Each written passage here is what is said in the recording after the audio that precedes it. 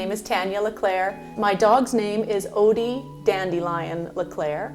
I met Odie through the SPCA in Salmon Arm. There had been an article on Global News about a hoarding situation in northern BC.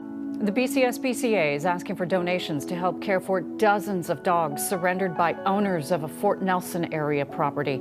Staff at the Fort St. John and Dawson Creek shelters have been working around the clock to care for 119 mixed breed dogs. They had showed up to rescue what they believed was 20 dogs, and it ended up being 120 dogs that they took out of the home.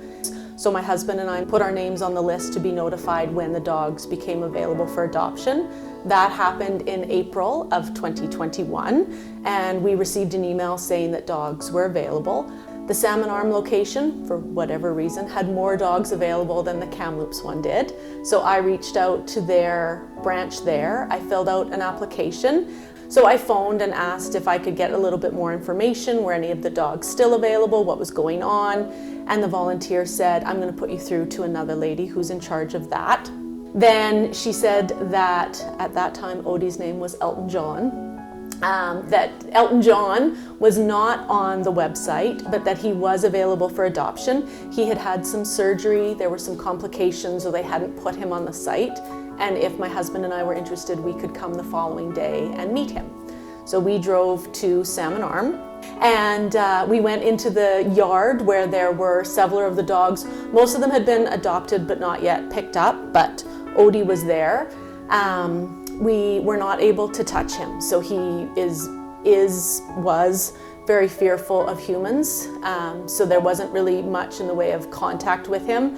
We were able to sit in one of the little enclosures, my husband and I and Odie and the volunteer, and we talked to her, and it was a very emotional process. I have had experience with dogs, but they were dogs that we had from puppies that were loved and cared for in the way that we traditionally love and care for dogs.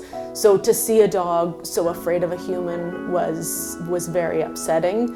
I had concerns about what would happen if we brought him home and he never connected with us, if he never liked us, if he wanted nothing to do with us.